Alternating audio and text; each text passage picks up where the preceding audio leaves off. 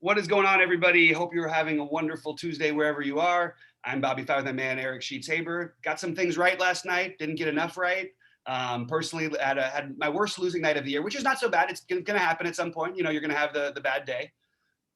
But been on a nice little run of just a little bit of a heater. I've been winning every single day. But, you know, you got one bad day, didn't get some things right. Hope the Atlanta game would stay a little closer. But Sheets, how did you do? And what do you think about so first of all, please enable my screen sharing. yes, I will. Yeah, I won some on DraftKings, lost more on FanDuel, and you know, no excuses. That's the way it goes. And you know, for those of you who were on the live stream, you saw where I was struggling, right? So I only played like 7 lineups on FanDuel, but I was struggling between those small forward and shooting guard positions. Like I had Cam Reddish and what's his name, Herter together. And then I started to try to deviate a little bit from that, and whatever decision I made just kind of didn't work out. So that was Reddish was actually playing really well and was going to get there easily. Yeah, it just sort of the game just got out of hand. Yeah, but and the other thing is that I would like to reiterate. You know, did I post this on Twitter? I don't know if I did, but something that you got into a fight with people about over not Twitter fight. It's not even a real fight, right? Is not even a Twitter fight. Like you commented. You know, one of the pet peeves is that we both have is when, you know, content providers say, okay, they're a 13-point favorite, but, you know, we're not really in the business of predicting blowouts. So let's just, you know, not presume there's going to be. And to me, that's just, I guess that's just lazy. You know what I mean? It's not that it's like necessarily evil or ever, or yeah, I don't want to say bad. It's just lazy because I know that even the people that say that would rather be able to do a little more work and predict the blowout so that they can adjust their projections and their expectations accordingly. But it's just so easy to say, well, I mean, some games are going to blow. We can't predict that, so we're not going to presume they're never going to happen. I just think that's lazy content. That's the best I can describe. I'm not saying bad or good. I mean, I definitely just think it's lazy. Somebody posted, you know, they said to the National Blowout Association, which I thought was kind of funny. Yeah. And I don't know, I challenge someone to do research on this. Is the results from this year astronomically different? Is it out? But I mean, is it outside the normal range of outcomes? Because for me, it certainly feels that way. But one thing I've learned in 54 years of living on this earth is that sometimes feel can be misleading. And so I'm wondering if anybody actually like statistically looked at it and said, wow, it actually is, you know, outside the normal realm of expectations. Because if there are 12-point favorites that win by 20, to me, that's just normal. You know what I mean? If they're like 3-point favorites that win by 20, that's something different. Yeah, I don't have the updated numbers, but as of Friday of last week, the road teams had one more game where had a winning first time ever. That's a big thing. The other thing is, and it's to me, it's logical. I actually get it. But the 20-point blowouts per on average in the NBA run about 10 between 10 and the highest I think was like 18%. We've had almost 30% of our games with 20-point plus blowouts. Okay. So that is a very different thing. Now it's going to happen with COVID and players resting and people getting in, you know, like that. But so I feel like it's expectedly out of the norm of the normal range of outcomes. Because I was wondering again. So I challenge people to do the work on this. Is not. I don't want to hear how many 20-point blowouts are. I want to hear like how many like games have been outside whatever standard deviation from the mean is. Like if it happens that because of COVID and however things have been shaking out, there've just been a lot of 13-point favorites, then there's going to be a lot more blowouts. You know what I mean? The odd part in all of this is that almost all of the games that have blown out, not all of them, but the first, I think it was about, was it like 58%? I can't remember what the number was. I heard all this on the podcast the other day, but it was, again, it's Friday's information. They said that the majority of them were the underdogs in the games. So this is something, I'll give you guys a little sneak peek. This is like one of the little things I'm working on here. One of the little things. So, you know, I was alluding to yesterday, we were going through different ownership projections and stuff like that, where some sites were different than others and whatever it is. So what I'm doing is I'm doing a little project where I am saving like ownership projections from several sites over the course, you know, each day. And then I am downloading the actual ownership and projection results. And I'm creating kind of like a spreadsheet analysis tool to see how close people are, to see how whatever it is. I'm gonna hopefully, when we get this a little tighter, just share some overall views. But even like, it's so funny, like you were able to tell, like if you look at column Q, this is just from yesterday. And again, I'm not even sorting this right. Like the whole industry was kind of like Bradley Beal was 28% owned. Yeah. And like nobody was even close. Like all of them at 15, 10, 17, 13, even the average were like 14. Mm-hmm. And I don't know, these are things I just kind of find interesting. And I look for where they're different, who was closest and whatever it is. Like, and here's another one, like Brogdon ended up like 22% owned and nobody had him more than 10. That one is a little more understandable because the late games people switched off of Kyle Lowry and potentially even in some cuts Van Vliet because of the shakeup in the Raptors. Yeah, and that's something I'm going to figure. And then with this is like kind of cool. This is going to be like the average like daily difference in projections, like for each different each different site. So like who's actually doing the best and stuff like that. So I'm gonna start. Once I'm confident in my numbers and the way I'm presenting this stuff, I'm going to start kind of releasing this kind of data and stuff, and using it obviously for my own benefit. Just this stuff I do instead of AAU basketball, and little projects I'm working on. Well, that sounds pretty cool. Yeah, would love to check it out. So let's talk about today, which is interesting because FanDuel and DraftKings have one really important difference. The shit show game is on the DraftKings slate, but it's not on the FanDuel slate. So it makes it attacking it different, makes it attacking it the same if and when it gets canceled, which is certainly something that to be considered. And the other thing I will mention, we talked about this extensively off air. We never really talk about the slate off air. We talk about other stuff off air. Is that between COVID and the political unrest that's going on right now, and the fact that the NBA has been pretty volatile with respect to taking stands and sitting out for different reasons.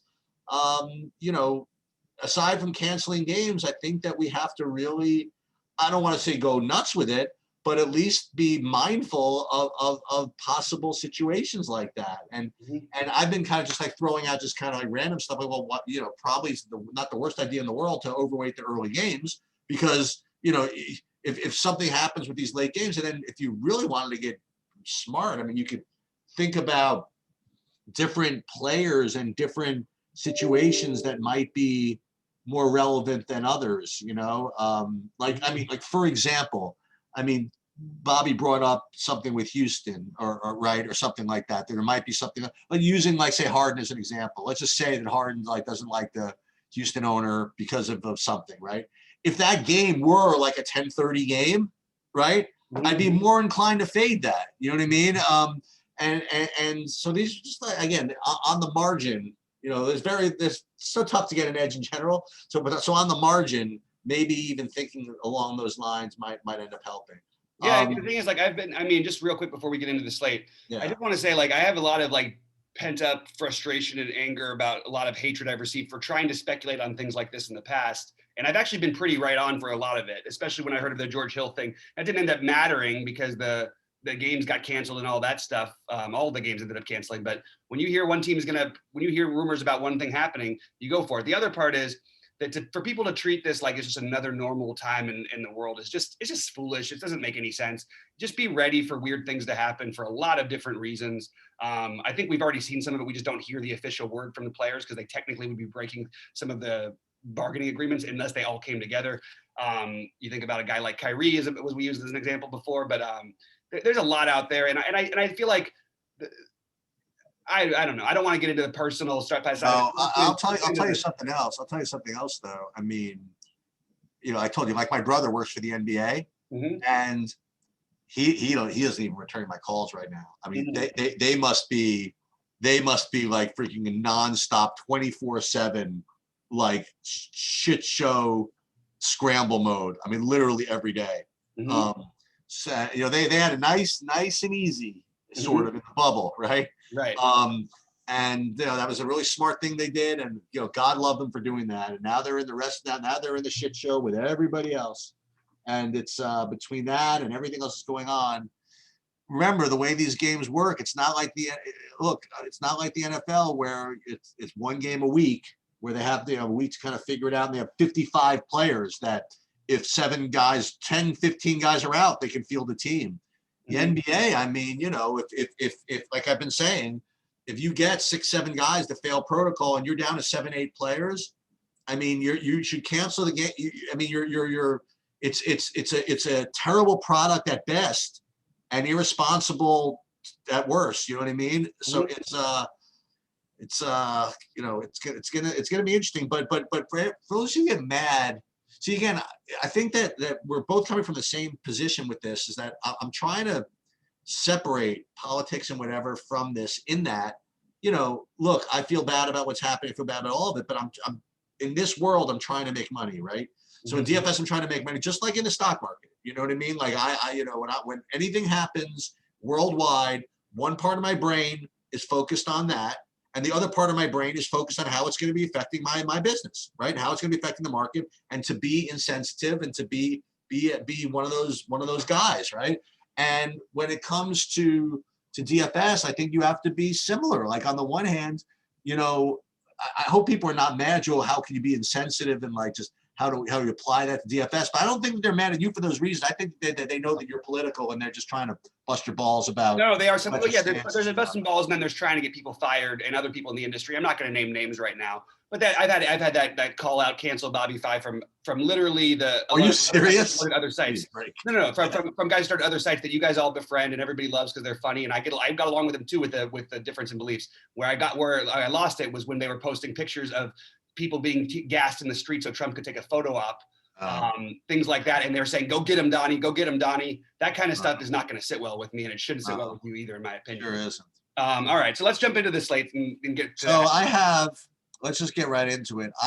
If you rank my players by point per dollar, point per dollar, of the top 11 players, 1, 2, 3, 4, 5, 6, 7 of them are the Heat, and 2 of them are the Spurs, and Tyrese Maxey. Like those. If you just rank them by just point per dollar, so you're right out of the gate with Miami, Philadelphia addressing 8, 9 guys, maybe 8 guys each. I don't even know, but the Philly guys.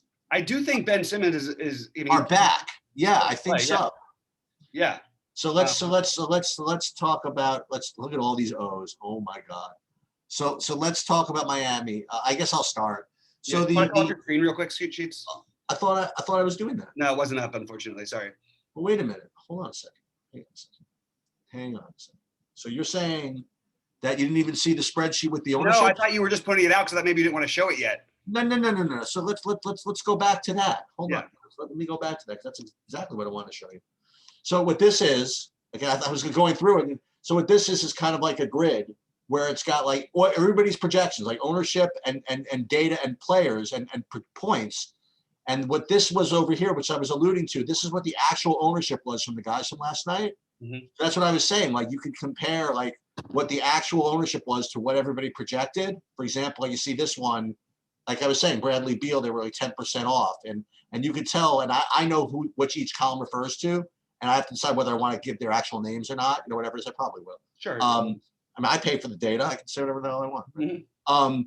And so I'm going to start to compare, like on a daily basis, like actual projections, both ownership and projections, and how people are actually doing. And this is going to keep a historical record of all of them, the average daily difference, like by site, whatever. So this is one of my projects that I've been. That's pretty amazing. That I've been grinding. Let's put it that way. Hey, there's been no hockey. There's been no hockey, and MMA was on a break. I got some time. And I got to learn to filter these things a little bit better. Whatever. But I'm getting there. So Tyrese Maxey, by the way, we were right. He was 76% owned.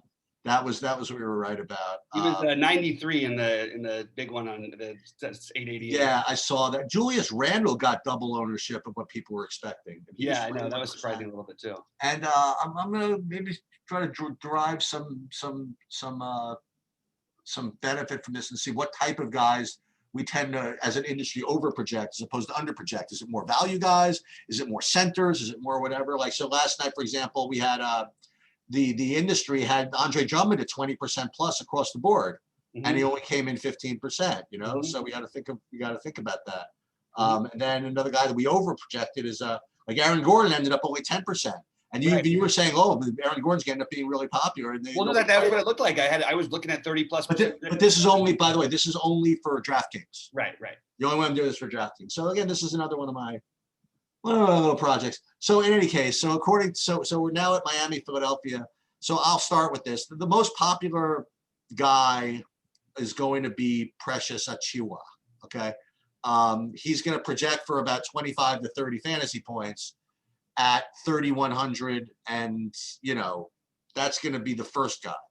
Second guy that I have, just from a points per dollar perspective, is a guy that maybe, hopefully, you could talk me off of. I'm thinking Danny Green, but he's a different type of player. But as Andre Iguodala at 3,300, and then I'm just kind of ranking this, and then you got kind of more expensive guys like Kelly Olynyk, Duncan Robinson, like all these guys are obviously going to rate as really good plays. And then you go down to the other 3K guys who are Vincent and Silva. And then obviously there's Hero. All these guys are in play. And similar to my analysis of yesterday, which turned out to not be correct, but I guess you could play 5 Heat if you want, like if 7 of them play or 8 of them play. So that's my initial take. I mean, there's Myers Leonard on the board too. So I guess we do have to kind of filter through this. Yeah. So, okay. So basically I'm interested to see what, like, we're not 100% sure that Myers Leonard is playing. He's still the one who would make this even weirder. Oh, good. Okay. I do think it's odd how many, and I understand it, but it's pretty clever actually, that I think that the minutes projections are pretty right for all these big guys, because we saw the double bigs from Philadelphia last night. But I don't think you're going to see as much of it this way, this time around. Dwight Howard played 1 million minutes yesterday. If Ben Simmons comes back, anything coming back for them is going to change things a little bit. It is a natural instinct for me to try and stack this game, and again, hope it stays close. You're going to run into some trouble there occasionally. It is a little surprising to me. It's only a 7-point spread. I would have thought it would have been a much bigger one actually, but I do think that we have to, consider that that's in play. But assuming the game stays close, I love Hero and Robinson, who might be a little bit like, I don't want to say overlooked, but compared to these other guys, they're just, Kelly Olynyk and Precious are going to be drafted, like, I think almost everywhere. And I like both of those guys tonight. I would have Precious as the hardest guy to fade, but the weird part is, this is a rookie who's absolutely awesome, by the way. He's like another version of Bam almost, but yeah, it's going to be hard to fade him. It's also hard to guarantee that he's going to play 30 plus minutes because we just haven't seen it yet. Iguodala projecting to play 1 million minutes. There's routes where I don't think that happens. And there's also routes where he plays a bunch of minutes and gets like 20 fantasy points or 17 or something. He's had even less in those games before, little Danny Greenish, like you mentioned. But again, if you're stacking pieces of this game, if you want part of Philly, especially Embiid, I think you'd want to try to get 4 or 5 of these guys in. And I would rank that, for value, it's Precious number 1. And then I have Olynyk as my, not necessarily just for value, but I just like him. I feel more comfortable with him than I do Iguodala. And then I would jump over to Tyler Hero. Duncan Robinson shouldn't actually get much of an uptick from these other guys being out. I mean, he's a guy who doesn't create his own shot a ton. He's still affordable. He adds nicely to the stack. He can get hot. We've seen what shooters have done to Philly lately. They've just been getting torched. I mean, Trae Young, Bradley, everybody's been just lighting them up from the outside. I know this is a very different type of player, but both he and Robinson, I think, are a really strong play. So that's sort of the way I would try and do a stack, is get 4 of those guys, maybe include Iguodala as the 5th, and then move on, to the Philly side and play Embiid. I think what you have to look at from a slate perspective is something very similar to what I was looking at last night, which I think made sense.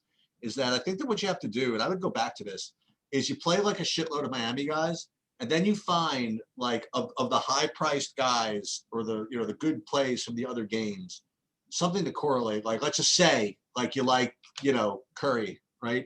So you play Curry with, say, Sabonis and Brogdon, who, by the way, Brogdon might be an elite play today, even at 8,600, because I think that what's his name going to be out, Oladipo. Yeah. Yeah. So that could be interesting. or let's just say you'd prefer to spend your money, on the Brooklyn game, right? So you could play, Jokic, Durant, something like that. And I think from a construction perspective, it didn't work out really. I mean, it did. I mean, it's what saved me, honestly, is the way I did that. So you could play something like Durant, Jokic, and even almost get LeVert right in that lineup too. I mean, if you wanted to. Yeah, I think that actually is interesting too. I like what you're talking about. So that's one way you approach it, or like the opposite way, which is what I did a little bit of, which you were kind of like interested more in yesterday, but you couldn't find the right Atlanta run back, is taking that Miami value and using it for itself. You know what I mean? And just running it with the Philly guys. And that would be, and let Embiid be one of your spend ups, right? As opposed to going to a different game to get your spend up. So that's the way I'm looking at this game, because like you said, I mean, this game doesn't necessarily have to be close, which is why, in my opinion, the Young play yesterday was a little scary for me. I didn't mind playing all those Philly guys, but playing the Young play was really relying on the Philly game keeping it close. Where like very similarly to today, like I'll play the Miami guys just because they're just kind of forced into fantasy points sort of. But for me, playing Embiid, I really need to have a little bit of faith that the game stays close. But you're telling me it's only 7, huh? It's really interesting. It's only 7, and maybe they're accounting for Philly on a back-to-back with travel. Embiid has historically not been great on back-to-backs, but he didn't really play after the first 3 minutes of the second quarter. He played 22 minutes yesterday, so I don't think we'll have to worry too much about him tonight. Not to mention Harris is still out. Okay. Yeah, this is also like it would have been where this would normally be a tough matchup against Miami. Without just the whole defense as a whole, without Butler and Bam is a totally different defense, but specifically Bam being out there makes a big difference when Embiid is going to go against Kelly Olynyk, Precious, who's, I believe in him. He's still a young guy. And Myers Leonard, who they're going to guard Embiid. We'll see how that goes. So I love Embiid. I mean, that was my natural instinct at first, was to try and stack the game with Embiid and play, somewhere in the Jokic Durant type of thing, or one of the nice high-priced 1v1s, especially if they were facing each other, giving them a little extra boost. And that game should be a real, like a barn burner in Brooklyn. So we'll talk about that one in just a minute. But I do think that even if you're not into stacking this game, that you're probably going to want to have at least 1 or 2 pieces. Now, maybe that's not totally necessary because certain things might open up. No, you have to have several Heat. I think that 1 or 2. I mean, we felt that way about Philly, and really at the end, you only needed 2. Yeah. And they've got more bodies a little bit, depending on whether Olynyk plays. I'm sorry, Myers Leonard plays.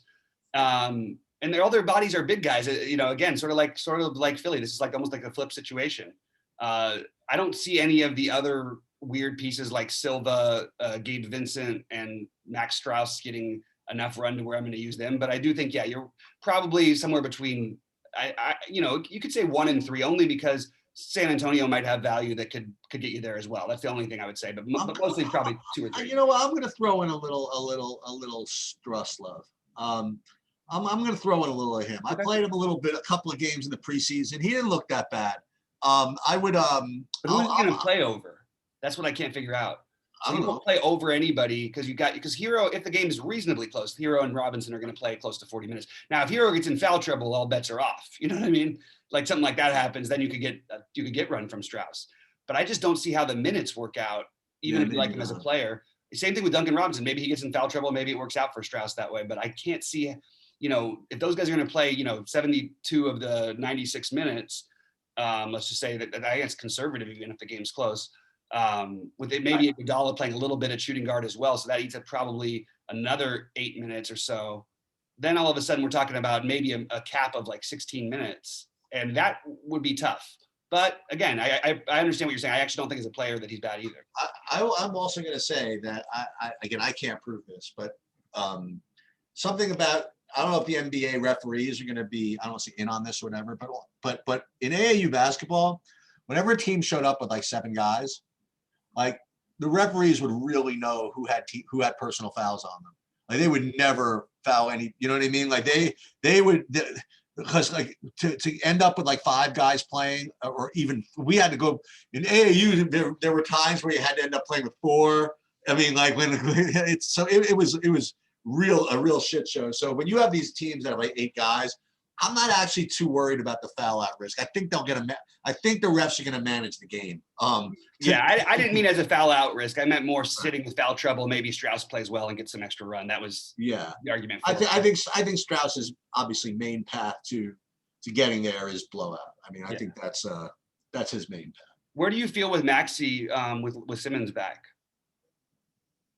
I kind of regard him as kind of a secondary play, right? I mean, it helps that there's no Harris. Yeah. But he's just not going to bring in the ball. You know what I mean? He's just not going to have the ball in his hand as much. That's all. Yeah, I actually think that he'll do fine, and I think maybe he gets a little bit more overlooked, and also like he didn't give everybody what they wanted because it looked like he was going to give you 50 last night. But he was another one who they actually sat him because they wanted so much. Well, and that's what I had said. That was my fear too. Is that if they go into blowout run, maybe they actually. Again, I'm such an idiot because I was talking about how maybe they protect him because he's a rookie or whatever it is, but then I just should have realized that I should have remembered that it was a back-to-back. That was I still would have played. I'm telling you, I would have played that guy 100%, regardless of what my narratives were. Right. So that wasn't going to matter. But the Embiid thing, I might have gotten a little less. Oddly, my only big cash on FanDuel was without him in it. That's so funny. I played Joe in that one, but I didn't play to pay down. It was my Beal and Booker lineup. That was what ended up cashing for me. But it was just funny because he was the only one that I didn't, or one of the two that I didn't have him in. So we like Embiid, right? Embiid is I would put him as one of the top plays on the slate. I think he's a top play on the slate. I think he might be too. We could get into it though in this next game because that's going to be an interesting game. I'm actually interested to kind of check this one out. You want to talk a little Brooklyn Denver? Yeah, because my second favorite play is not in the Brooklyn game either. But we'll take a look at it. Okay, so no who? So no Irving still, and I mean he's not projected as such. But could you explain to me why? Wait, maybe I just don't have him. No, I guess projects okay, but. Dude, why isn't LeVert like 9K? I mean, like with no Kyrie. I mean, it's ridiculous, right? I think there's a perception of Kevin Durant taking away. I'll point out that the one game they played, like just to get the game they played together, the last one, LeVert still took 17 shots. He still had 6 assists and 4 rebounds. That was against the third slowest paced team in the NBA. Now you're going to play against Denver. This game is going to be quick, and you've got a 231 total. I think this is a really, really good spot to take a look at both those guys. But if you really there's plays all over this not all over. There's 5 guys who I think significantly could benefit from this type of game. Talk to me about that because I was really only looking at the main guys. I was really only looking at Jokic, Durant, and LeVert. So I didn't really get to the other guys. So talk to me. So the other guys for me are Murray and Barton. Okay. I really think that look. You don't play these guys with Jokic, and Barton has got obviously a huge range of outcomes. You know what I mean? It's not, you don't feel good and warm and safe about this play, but it's a great game environment. Maybe the speed picking up a little bit against a team like Brooklyn. Maybe it doesn't play a lot of defense. Look, it's a great matchup for Jokic. Jokic should be the guy who scores the most fantasy points on the slate. Now he's a little more expensive than Embiid, so maybe you say Embiid is a better play, but Jokic should absolutely demolish Brooklyn. Anybody. I mean, but Jared Allen also Jared Allen's a great help side defender. He's a guy who just leaks fantasy points to the position in general. So, but this feels like a very Jamal Murray, Will Barton type of environment. Not together again, but I do think that although all 3 of those guys, I don't want to say. Go ahead. Why not the 2 of them together? That they don't think you could play the 2 of them together. The truth is, when part of what you're playing on when Barton, when he gets going, is he sort of runs a little bit the point forward. Okay. And it's usually with the second unit, but he'll do it with the first one too when he gets going. But the truth is, it's not like Murray and him set each other up perfectly. Barton's a little bit Barton. Sure, it feels a little thin. I'm just throwing it out there that there's definitely 40+ upside with this guy. I think Murray's the guy I'd have more interest in, just because we've seen him in these kind of spots before where. I don't care what his recent numbers will be. He'll go 14, 15, 18 fantasy points and then put up 70. He can score 50 real life points in a game, and this is an awesome matchup for him. But I'm not going to say it's a lock, or I'm going to say he put him as the tournament play, Jokic as the priority here. And then I do love KD on the other side. I think he's too cheap. I have him as one of the top projected. I mean, I really think it's really hard for him not to get 50 here. Like, so that makes it a little bit harder for me to play LeVert. But again, it's a game that's semi, you know, maybe you could play two of those guys with Jokic and then just use the value for Miami. But I think that when you talk about price wise, obviously Jamal Murray, I don't think he's a better play than Tyler Herro.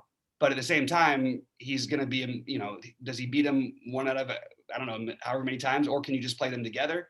Yes. So if I had to rank them, it's ranking Durant, then LeVert, and I don't see myself really getting to anyone else on Denver. I will mention that because of Jokic and because of the foul trouble that Allen can get into, it feels gross on a big slate. But the other one, if he wasn't center eligible, that's where everybody else is these days. We like all these centers. But if DeAndre Jordan somehow had a different designation, I think I would have some interest in him as a wild card off the board play.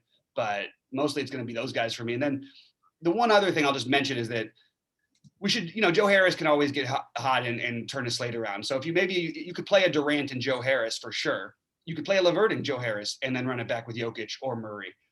Those are sort of the little mixes I'm looking at. So Utah, Cleveland, unfortunately, you got to go really far down on my value rankings to get to anybody that make any sense. Mm-hmm. The one guy I will go to is I guess he was technically a late scratch yesterday, Colin Sexton, right? I mean, they thought that he was going to play, but he didn't. But I will say that if it was just, you know, just to be safe and to play today, I might try him against Mike Conley defense if that's what's actually going to happen. He's caught me so many times, man. No, I get it. Yeah. But if I'm looking to this is like my concept, right, with these Heat guys, is that Sexton's the first guy that's listed, and then like the first Utah, the two Utah guys I have are Mitchell and Gobert. I mean, you can do that, right? Yeah. I probably need to spend more money somewhere else. That's the thing. I could play Embiid and what's Kelly Olynyk? Is he's power forward eligible, right? Kelly Olynyk is power forward eligible. Yeah. Okay. Yeah, I mean, this is a weird game. One thing that Utah's defense has not been good, and I'm going to mention a weird guy who I liked, and I can't believe I'm doing this. If we don't have Sexton again, I think that Damien Dotson is definitely in play. In fact, even with Sexton playing, Dotson actually probably not going to play him, but it's not like the worst thing in the world. Also, Chidi Osman, especially on FanDuel at 5.1, he makes sense to me again if Sexton's out. Now, this nonsense has really been annoying me with the Sexton stuff, but I agree with you. Like, I agree that Sexton would be a very strong play if he plays. It does worry me that he keeps almost playing and then not, and it's because it's an ankle, like we've talked about, and you've mentioned that as well, that it doesn't feel so good to do it, you know? Yeah. So I'm sort of like, I'm not that interested in this game as a whole. If Gobert was a little cheaper, I actually would like him in the matchup, but I don't really feel the need to try and squeeze him in at 8.2 at a position we like. Oh, Mitchell 8,400. I gotta say, man. I mean, believe it or not, I mean, Cleveland is kind of like tightening it up a little bit. You know, I don't know if I want to pay 8,400 for anybody against Cleveland right now. Yeah, absolutely. They priced Gobert up too. Yeah, I think this game is not going to. It's going to be hard to get there. The only thing the only off the board, like, okay, so maybe as opposed, if we want to take another guy who's going to play a ton of minutes instead of playing Iguodala, who's going to have ownership, you can just flip over and go to Isaac Okoro. He does nothing, dude. I know, that's sort of like he plays 40 minutes and gets 6 fantasy points. I don't understand. 21 the other day and 19 a couple games before that, but as a straight pivot, like they're sort of like a similar doing nothing, and the only difference is they're a little deeper, obviously, in Cleveland. I just thought I'd mention it. I'm not saying I'm into this play. I'm just saying when you look at the minutes, especially if Sexton's out, because just everybody trickles up some more minutes in there. But again, this is another one that I worry a little bit about Cleveland, especially if Sexton doesn't play, being able to really hang in there, because they're down a lot of bodies, and Utah is a really deep loaded team. So I could see this one getting ugly too.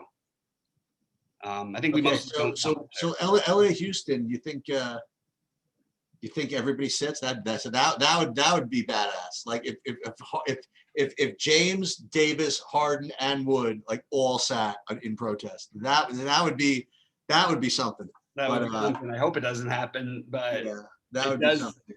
Yeah, it just, I mean, look, and even if James Harden, the thing is, he just doesn't look the same. I think he is fine. I mean, also the other guys hurting into his usage and stuff.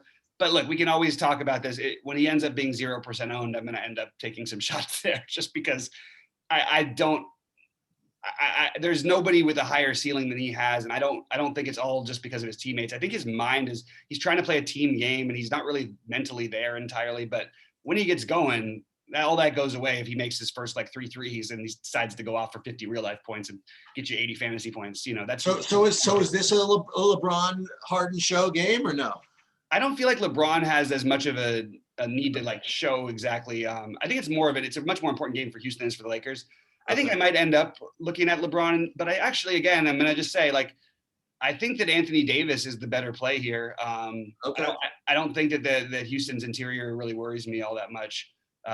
You have the bench boogie for 13 minutes in there at some points, and you've got the Christian Wood, who's not. He's a very talented guy, but I don't consider him at all a strong defender. So Davis, like, technically should beat the hell out of this team, but he hasn't really taken that. The Lakers have been coasting, so it does feel sort of like we sort of skip this game unless we hear someone's out. Now, if for some reason like John Wall sits because he's questionable right now with his ankle, then I do think you could take a look at Harden. And then I also still think either way, it's a terrible matchup for Christian Wood. I just think he's too cheap. I'm just going to keep saying that. I don't think you don't want to play him in this matchup, but he is too cheap. That's pretty much all. I don't think this is a game. Slate turns into a real small slate quick, doesn't it? I will tell you these. I will just make a note that all these guys like Harden and LeBron and Giannis, and these guys have been like 5% owned like every game. And I say that, and there's always a reason for it, right? Mm-hmm. But remember, all these guys have like 80-point upside. So just be, like you said, just be careful letting these guys go off at 5% too often. I agree. So I mean, like on a slate like this where you can do whatever you want, right? If you use a bunch of the Miamis, is like you could play, like Harden and Davis together if you want, if you just think it's that type of thing, So I don't know. So you like Davis more than LeBron today? I like, assuming that we don't have. Yeah, I mean, I don't know. Again, these guys are always questionable, so it's hard to know who's going to play entirely. But I'm just going to mention another weird pivoted value. Like go for the lack of minutes, but maybe the higher upside. Yeah, Horton Tucker. Ooh, is they like him. I like him. He's looked really good, and these are not numbers not going to blow you away. Yeah, he did score 35 against this team the other day. If you look at though, like he's pretty much locked into the 20+ minute range, I think, for the Lakers, or pretty close to it. Now they have other guys and everything, and they're going to split some Caruso and some KCP and all this stuff. But I think they're starting to like this kid a little bit. And he played, I don't expect him to play as well as he did the other night, which is what it would take for him to really get there. But if you're talking about pivots off of guys like Iguodala, then he's a guy who would stand out as a completely different type of guy. Although I don't know how much by the end of the day I'll use him. He's definitely on my board early in the day for sure. Yeah. And if for any reason the other guys sit, even though it hasn't always worked out for him in the past, he does jump up. I think they're utilizing him a lot more than they were earlier in the season. Okay, let's move on to San Antonio OKC. Yep. And this is the other source of value with DeRozan remaining out and Derek White remaining out. So the top play from a points per hour perspective is going to be the highest owned, I presume, is Trey Lyles at 3,300. And then there is I would say the easier play. So LaMarcus Aldridge is 6,300. He's going to be, I presume, pretty popular, but he's a guy I don't play too often, but he's going to be a good play, and DeJounte Murray. So those are the three guys. I don't think today I'm going to need to do like Lonnie Walker's, and it would be a great troll if this Vassell guy got there today after. Vassell was like the ultimate, like everybody played him, but like no one played him thing. Like, so I played him a lot. And then like all these sharp guys, like after the slate was over. So see, I told you not to play Vassell. I told you not to play Vassell. I had 0 bet. He was like 35% of. Did I have all the ownership of Vassell? Nobody played him except for me. All this supposedly sharp. all these smart people that came out after the fact and said, I knew Vassell was a terrible player. I'm like, Jesus Christ, that's brutal out there, man. But so Lyles, LMA, DeJounte Murray, and then nobody really stands out for me on the OKC side. So I'll go back to the guys I always default to, as I look at Shea's price. He's 8K, I guess it's all right. But then, hey, the arrival of Hamidou Diallo, right? Back-to-back 40-point fantasy games. But it's not like he's playing 30, 35 minutes. It's not like he's arrived. And the last game was in a really high-paced matchup. And, he's not going to shoot. Well, he's not going to shoot 10 for 14, but I mean, only 4 threes, and he got to the rim a lot. So these look pretty good, man. He had 11 rebounds against the Knicks, 4 steals against Brooklyn, and 4 assists too. I don't know. Maybe he's I don't want to say for real, but maybe this is the perfect situation for him to develop. So I can't do it at 5,300, unfortunately. So sorry about that, sir. But I don't know, maybe just nothing. So Baisley, I would look at his price maybe, but game seems to be someone not to play Oklahoma City in. But it's weird though, because I actually think this is a really good matchup. The Spurs defense has been really bad. George Hill again? Oh, back to the George Hill thing? No, I think it's just Shea. Okay. I He think finally sealing the other day, right? he scored over 53 games in a row. Okay. And this is a matchup upgrade. So Shea is definitely one of the guys for me that I'm looking at. Okay. I have some, like, you know what I mean? Like I agree with, like, I think that you could even speculate, but I wish they'd give Diallo more minutes when he was doing all this stuff. It has sort of cut into Dort, which is going to make Dort like a pretty good value pretty soon, if not today, by the way. This might be not a bad spot to play him. And then I expect Baisley to get going at some point, but I don't really think that he's like a guy I'd prioritize today. He's really struggling right now, not really getting shots off either. So I don't love that as much. Trey Lyles, be careful. Let's wait for the starting lineup if we hopefully get it locked, because I don't see this matchup. I don't see how he ends up. So they're playing against Minnesota, who plays a little bigger, especially they had Towns out there and all that stuff. So they could play their 2 big guys. Trey Lyles is not really a 3. So maybe what happens here is you do get a little bit of the Vassell run that we maybe expected a little bit more of the other night. I don't know that I'm going to. He got hurt, I think, also. Yeah, he did. I think that it's weird that he had a season low minutes with DeRozan out. It just doesn't make a lot of sense. And they love this kid. I mean, he was their first round pick this year. Again, though, I don't really want to pick on OKC in general because they play a little bit slower. LMA is okay to me. I think DeJounte is probably the best play.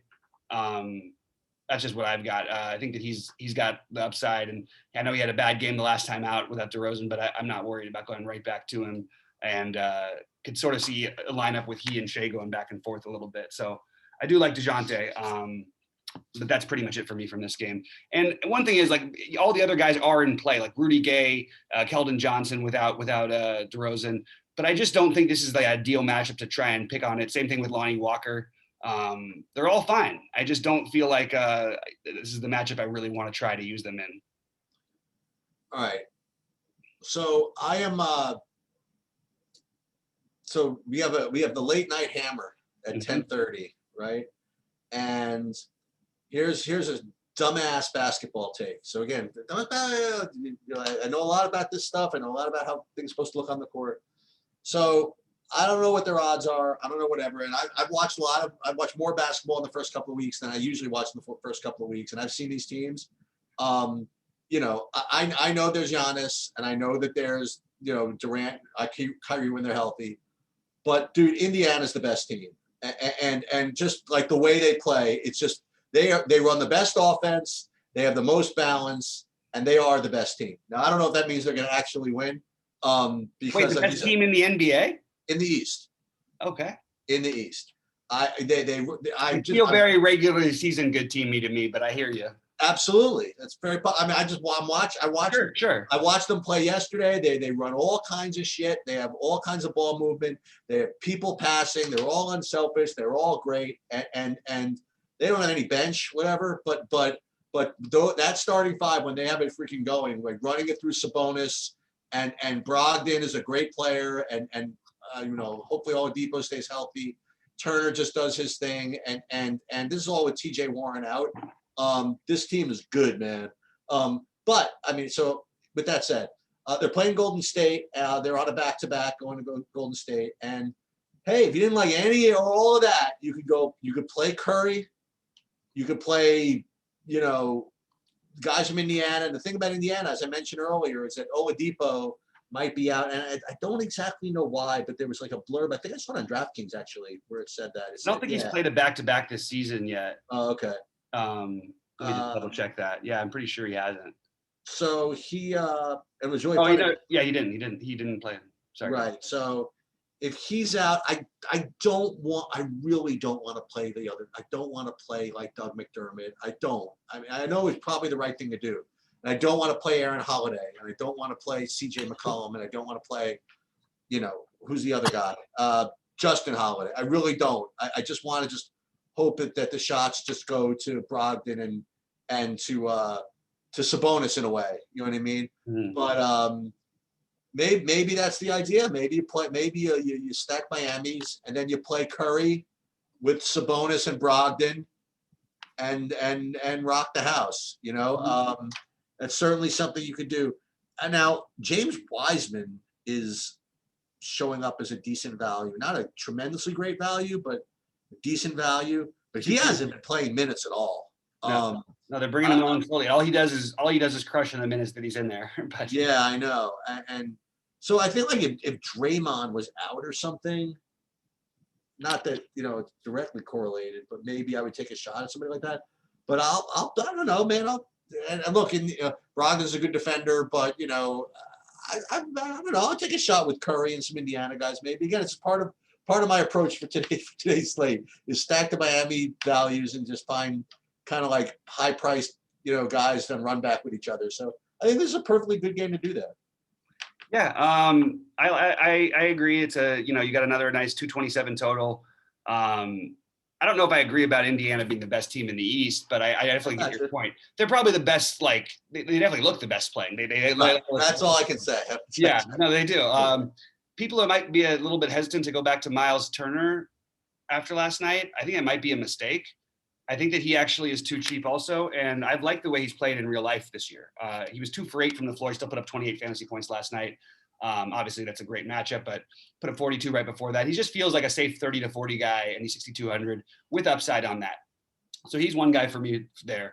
I don't know if I'm going to end up getting to Brogdon tonight, but I certainly like what he's doing. I don't have a great excuse for why I wouldn't play Brogdon. Maybe back-to-back guards coming out. It's going to be a little bit. I don't know. He played 38 minutes last night. Sabonis, I actually think this is like Sabonis doesn't. I don't know if it matters all that much, to be honest, what the matchup is, but this is not a good matchup for him. Draymond is not somebody I would want to mess with too much. I also think it worries me for my love for Draymond. I'm going to go a little bit different, and I actually think that Doug McDermott is in play, and I don't feel great about it. He's put up enough games at this price this year that I can actually consider him.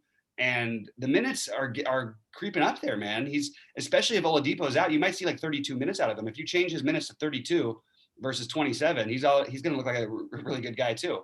And then look, there's going to be, if Oladipo's out, the sort of Aaron Holiday play. Okay, you ready? Here we go. We're doing this right now. I might play it. I might throw Aaron Holiday into a lineup or two if he's out. I know it feels gross. And again, you're forgoing value earlier in this slate, but I'm open to it. I'm considering it. Let's put it that way. What were you going to say? All right, we're ready. We are putting our money where our mouth is. We're getting 26.82 to 1 on Indiana to win the Eastern Conference. Wait. They're 26 to 1? Yeah. That's absurd. But this is to win. This is to win the whole East. So this is not just to win the regular season. Right. Well, they make it to the. Well, that's a bit huge difference. I mean, to me, I see them as struggling potentially in the playoffs, not during the season. Yeah. So that's awesome bet either way. Oh wait. So what's Bitcoin right now? 30,000. Somewhere. So 30,000 to 30. So we're gonna play it for 100. So we're gonna go 3 MBTC, which is about 3 MBTC. So that's that's $90, something like that. So $90 to win, and we are in. There it is. Boom. I like it. Money, All right. money has been placed. Okay. Wow. I mean, you know what? That's actually an incredible bet. 26-1. That doesn't seem right. Oh, I want to say on the other side of this game, by the way, that I really do. I mean, I like Steph any game. It doesn't matter. I know that it's a tough defensive matchup, and that he was really struggled. Which, by the way, I'm not going to take a victory lap because I don't want to do that. But what I said about Portland is certainly Toronto is certainly proving to be true.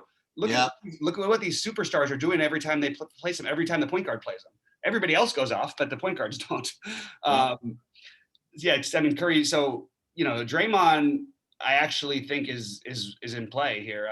Draymond, anybody who can score 40 fantasy points with shooting the ball 8 times and missing most of your shots, it makes me feel pretty good. So I like Draymond. I think we're getting back to the old Draymond days where he's the 65, 7,500 kind of a guy. So I think Draymond is still underpriced. It sort of keeps me off the other guys in this game a little bit, unfortunately. I do think Kelly Oubre is always in play for tournaments. And I know Wiseman hasn't been playing minutes. If there's a team you want to play, so let's see how they're going to run this. If you have Turner and Sabonis on the court a good portion of the game, you play Draymond in one. Are you going to, what is Kelly Oubre going to guard Sabonis or Turner? Is Andrew Wiggins isn't? No, he's not. So Wiseman, Kevin Looney. I think Draymond's going to be guarding Sabonis. I agree, but you got Wiseman, Kevon Looney. I'm trying to figure out who plays in the front court. And then maybe you can get away with some possessions with Pascal guarding them. But overall, when I first look at this team on Golden State, outside of Wiggins and Curry, I think they're off on all the minutes. I think that I'm going to give my own personal take of a little bump of 2 minutes to everybody else who I think will play some minutes, including Wiseman, and just see where that puts me in terms of value. Still doesn't make Wiseman quite there, but I think he is kind of interesting. Again, we just have good plays at the center position, so it's going to be hard to get him in. But I do think Draymond, again, also power forward center, unfortunately, but he's the other one who stands out to me.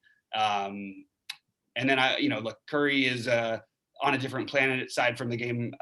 He's had the up and down games. He's had the 2 bad ones, but it just sort of mixes it in perfectly because then we get him at 9,800 instead of having to pay like 10.8 for him, like for the games where he scores 68 and 75 and 55 and all that. And I'll take any of those games. So overall, and this is not my favorite. I prefer the Brooklyn-Denver situation, but I do think this would be the next one after that. Obviously, Miami coming in number 1 because of the value. So I think we should look at FanDuel because it doesn't have the Miami game. Okay. So I think we can obviously we can approach that much differently, and we could if you had a chance to look at it. I actually didn't look at FanDuel yet because I was still, but you know what? No, that's not true. I looked at it a little bit. So, all right, so let's talk about it. From a position standpoint, this value that we get, this minimum value on DraftKings means a lot more over there when you have 10,000 less salary, and it's just a different build. So you don't need to force the guys in as much. But Trey Lyles is minimum cost over here. Yes, okay, that's correct. So that's one that would stand out. There's not the same great value because we don't have that other game. So I would be looking just straight off the bat just to try and be doing more of a middling build over here. The other top 2 values that I have on FanDuel are actually from that Indiana game. The ones I said I didn't want to play, like McDermott's 3,700. He's also a power forward, by the way. Okay. Justin Holiday. I'd rather play McDermott at 3,700 than Justin Holiday at 45, actually. Yeah. Then there's Sabonis, and then there's Rudy Gay at 4,500. Patty Mills is 4,300. That LMA, yeah. So all these guys, while we don't like them on DraftKings as much, we need the value on FanDuel. They make a lot more sense, huh? Yeah. Yeah. I mean, it's an interesting. It's pretty rare that you don't have hardly anybody projects to get much. Nobody. I don't think anybody on FanDuel projects to have anywhere near 6 points per dollar, basically, and we're not used to seeing that exactly. Yeah. So it is going to be, kind of a cool, more middling build. Now these numbers are going to change also if, some of these guys who we inevitably are out, like Oladipo. But for the most part, I think that you're looking at more of a straightforward build. If you want to get weird with it, I don't want to say weird with it, but you could even do something weird and try and play Marc Gasol at center for 3,800. You're really starved for value if you want to spend up. So I think I'm looking for more of the middling plays. Brogdon over here, I like better. DeJounte Murray, I like better over here. Like Durant a little bit less because he's a little bit more expensive, but I still like him. Christian Wood, they dropped his price down to 8,100 over here, so we can finally play him on FanDuel. I think that he would be a strong play. Sabonis, obviously. Power forward's kind of loaded. I mean, like in respect to the value guys, like you could play. I mean, you like McDermott or Lyles, they're both like really, really cheap over there. Yeah. I actually think those are. I usually prefer McDermott on the sites where you can make threes and where you don't get bonuses for the steals because he doesn't usually do that stuff. But I still think at that price, of course, I'm going to have some interest. Curry is another one who actually makes more sense over here because we're looking at all these other spend ups over there because we have all this value. But Curry sort of fits into a nice little tier. Like he's not 400 more than Kevin Durant over here. He's 300 less. I'm sorry, 500 less. Christian Wood, that the 7,900, it's going to be hard to get him in power forward and center, but we don't have all those options over here. So he makes a lot more sense to play along with Sabonis at power forward, for example. And LeVert makes a lot of sense to me over here. Schroeder is still really cheap. I understand that he doesn't usually, with all the guys playing, he's not the greatest play, but he can still get there. I mean, he did last game, he put 36, 31 and 36 the last two. One of those didn't have AD. But yeah, so I think you're looking at a more of a middling build. Do you want to real quick go just like, I guess, favorites by position? I just named a bunch of guys. Yeah, so I'm going to do it different ways. So it's just like overall, I mean, like spend us versus spend down. So I do like Drummond and Jokic I always do it the wrong order. So I guess we go to point guard first. So point guard, I like your Brogdon. Brogdon and Curry are my top two guys, and coincidentally they're in the same game. So that's a nice way to start. On the other hand, if you wanted to, if you wanted to pay down a little bit, you could pay down for Patty Mills. He's 4,300. We talk about George Hill, but the other guy that you mentioned was Dennis Schroeder a little bit. So pay up would be Curry and Brogdon. Pay down, I guess Schroeder would probably be. Yeah, I sort of like the guard position enough to where I probably don't end up getting to Schroeder too much, but I might throw him into one or two. I don't know. Mostly I'm probably going to spend in just the middle upper range. Brogdon, DeJounte Murray would be my two favorites, with Curry and Jamal Murray as my favorite tournament plays. If you could get to, we're doing shooting guard, right? Yeah. Okay.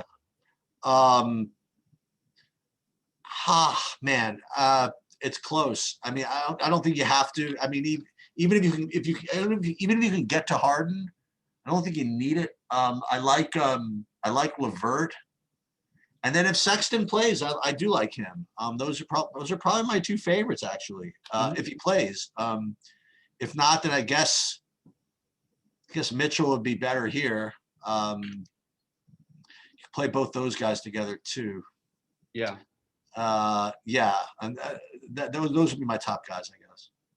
Yeah, I think Lou Dort is more in play over here because he does all those other things. He's 4,300. He's the one value guy you can sort of go to. His numbers have really ticked down. He's really gone in the wrong direction.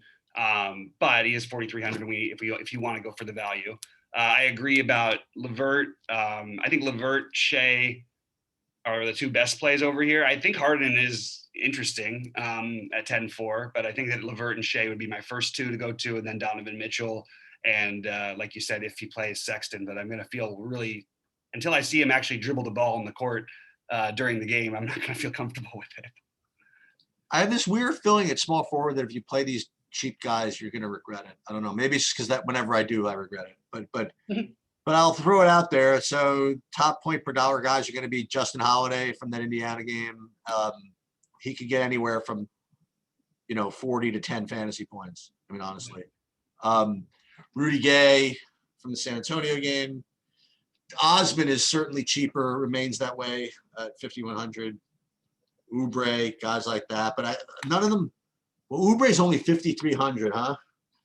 Yep. Colin Sexton. I actually like that range. Yeah, I don't know. My initial instinct is going to be just to try to find a way to get to Durant.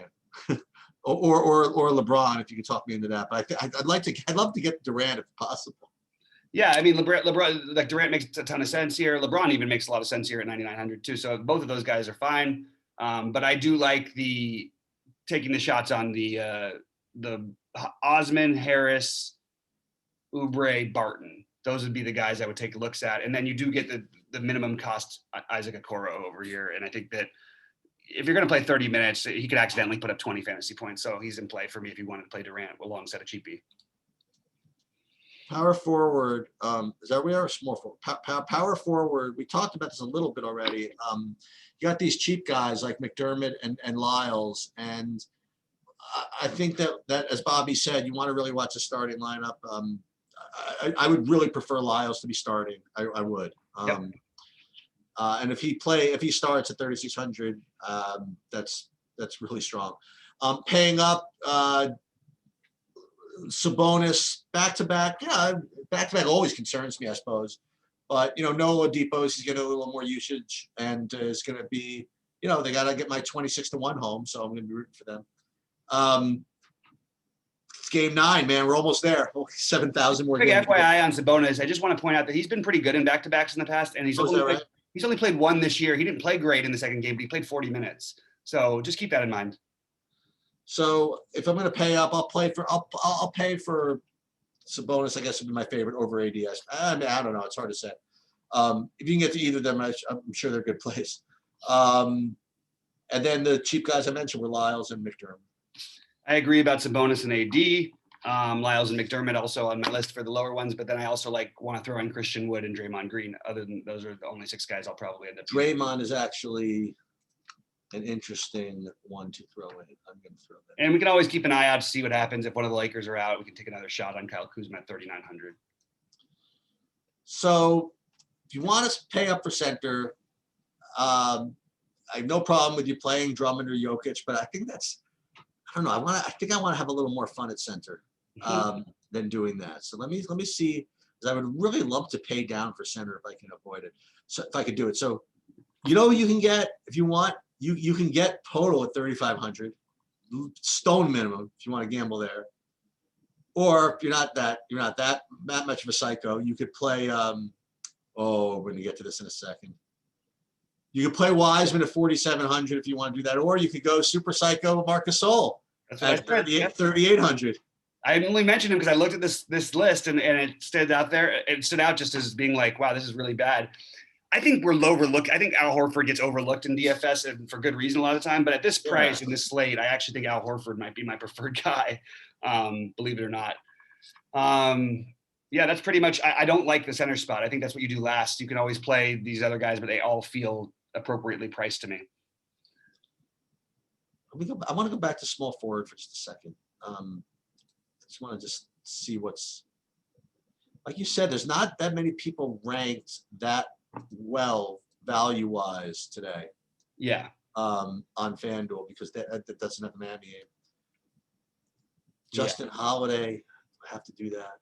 You don't have to. Yeah, small forward is not a position I think that's. I don't think you want to spend all the way. Like if you played Okoro, that would be the only one. But like everybody else, I think. Oh, who is in play is Eric Gordon, assuming that he plays tonight at 4,200. I know he's been bad, but he can always shoot his way into the game. I honestly think that you're better off just jumping up to the 5,100 range. 51, 47, whatever. Let's see, Osman, Joe Harris at 49, and I actually think Joe Harris is the same play he was without Kevin Durant here. Like he's gonna get shots. They're gonna try and get him shots. They always do. He's 4,900, and Kelly Oubre. I have to run in just a minute because I've got a phone call I've got to answer from a doctor. But Sheets, anything else before we get out of here for the people? I think we're still trying to figure it out. But no, we're good. We're gonna hopefully know more later, and we will be back with you guys at 6 Eastern, right, Sheets? Or 6? Yeah, 6 Eastern. Yep, 6 o'clock. All right, guys. Hey, good luck to everyone out there. We'll see you at the top of the leaderboards.